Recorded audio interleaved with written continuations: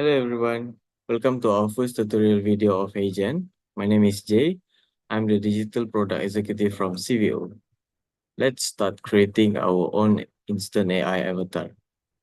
Click here, get started. So here we have two choices of AI avatar. One is the still video and second one is the motion video.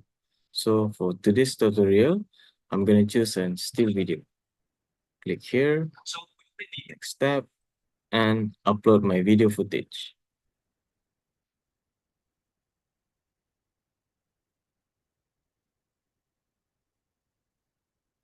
As you can see here, my video footage is already in.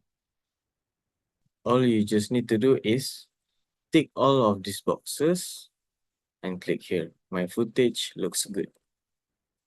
As you can see here, I'm one step away.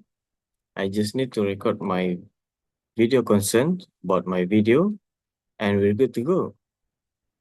5 minutes later.